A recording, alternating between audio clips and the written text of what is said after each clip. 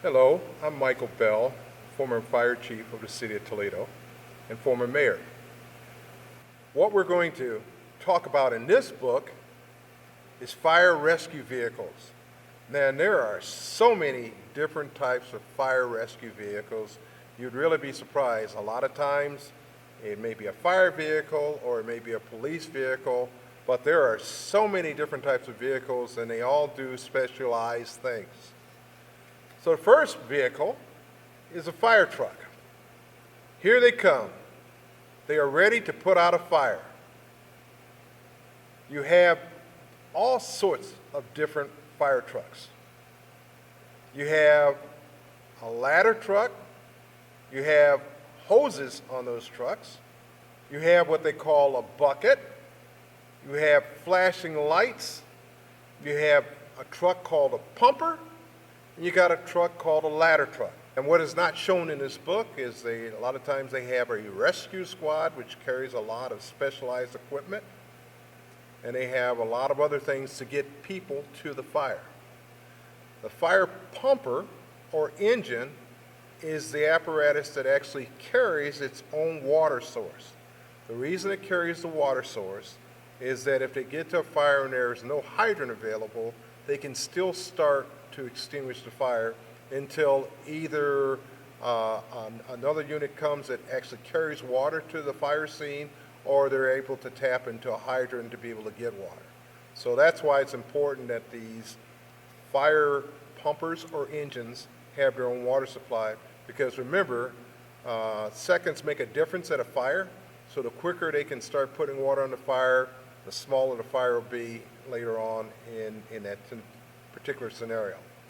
The ladder trucks are designed so that if you have high areas that you need to be able to get to, the ladder truck allows for the firefighters to get above the fire and be able to do what is necessary to put the fire out.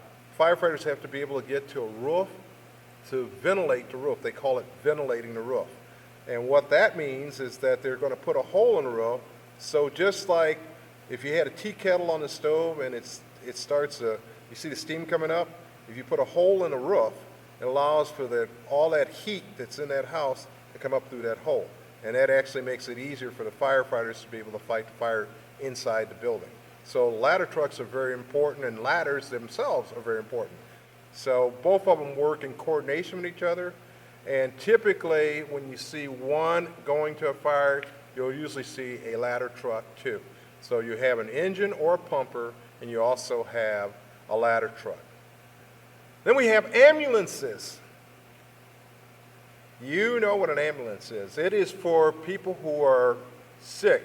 Wee wee, wee woo. Cars, get out of the way. You hear the sirens all the time.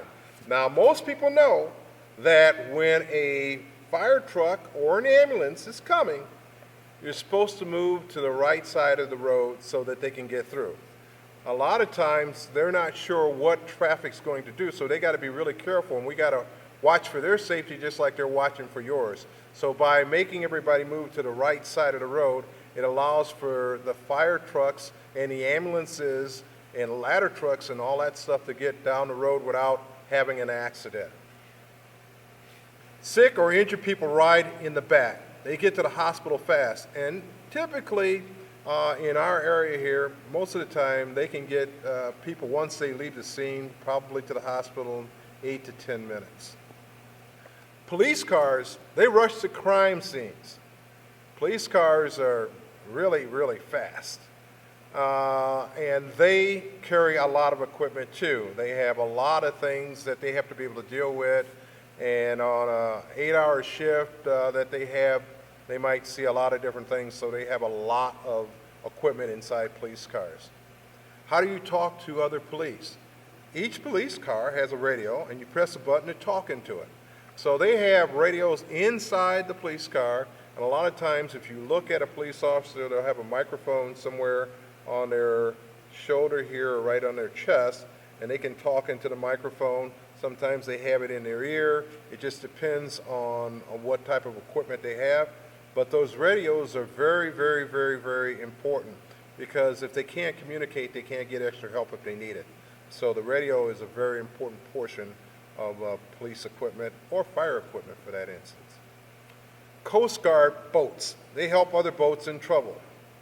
The Coast Guard are the people that go out in the lake or they go out in the ocean and they go out and rescue people. And they usually rescue them when they get themselves in trouble, where maybe a storm comes up or some uncertain thing happens to them out there. There's got to be somebody that has the ability to rescue them. The Coast Guard are the people that rescue people out on the water. And they have special boats that sometimes, if the storm gets bad enough and it flips the boat over, the boat will flip back over. So they got specially made boats that actually can flip over and flip back over on the back to where it's back up and stable and all their people are still able to continue to rescue. Now they train to do this. Now I've never wanted to be on that boat when it's flipped over like that. And I'm going to tell you, still don't want to be on that boat. Rescue helicopters. They can lift hurt people. Rescue helicopters are a very important piece of equipment in national parks and in areas where there is a lot of forest area or mountains, because those types of areas are very difficult for regular rescue people to get to, because sometimes when people go hiking or they go camping, they go way off the road, so the roads aren't even close. So typically for a fire truck or police officers or things like that to respond, they normally respond on road. But what do you do when there is no road? Well, a helicopter helps them get to where they need to be. And they're able to figure out the coordinates of where people are, meaning they're able to figure out where exactly you are, and then they send a helicopter, and they send people who have special skills who may rappel out of the helicopter to be able to help somebody that's injured. We have people that try to climb mountains and things like that. Occasionally they have an accident where they fall or whatever, and you still have to be able to get to those places. So these rescue helicopters allow for that to occur, and they have a very important job. If you look at some of the equipment, they have blades, they have wheels, they have a hoist, they have a searchlight.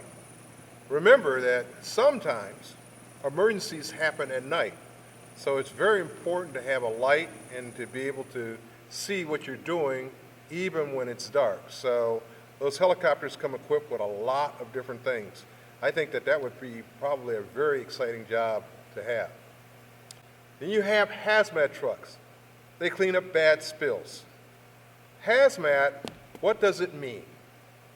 It means hazardous materials. Stay away. The reason they say stay away is that you have to understand that hazardous materials are materials that, if they come in contact with you, can make you very ill or might actually kill you. And so we have to have people, and typically they're on the fire departments, who are trained specially to be able to address those types of issues. They train a lot and they drill a lot and they do the things that are necessary so that they can pull up on these scenes and be able to protect people. They have to have special gear.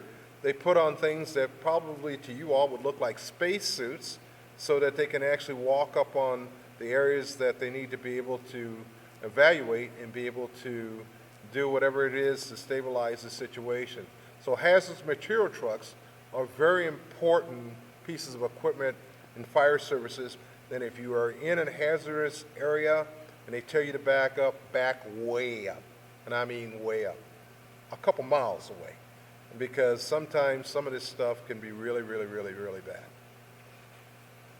Motorcycle ambulances, they get through traffic fast. Because you got to realize that minutes save lives, and the quicker we're able to get people to the scene, the better chance they stand of surviving. And so they're mostly used in areas where there's a very high traffic area, and you can't get regular ambulances there as quick.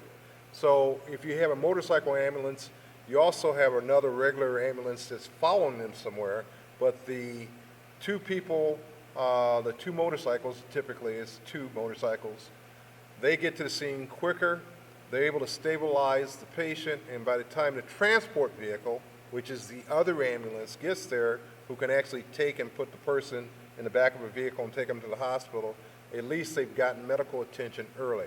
So these motorcycle ambulances are very important for being able to get into areas where you can't get quickly in a car or an ambulance or a truck because the traffic is so heavy. And so these individuals who train, they have to learn how to ride that motorcycle for one. And I'm a motorcycle person, so I like that particular job. But they have to be able to train and be equally as good as the people who are showing up on the ambulance trucks to be able to stabilize the patients and do what is necessary. They carry a lot of medical equipment on the ambulances, on the motorcycle ambulances, that will allow for them to do the first blush of whatever is necessary to stabilize a patient. Hydrocopters are a piece of equipment that actually the air is underneath it and raises itself up, and it allows for it to glide over ice and some portions of land. And what these things are normally used for is for ice rescues. When you get people that are stuck out on the ice, or you got people that go out ice fishing and the ice becomes unstable, what they do is they'll go out on these hydroplanes or hydrocopters, and they will go out and rescue people who have fallen through the ice or need to be assisted.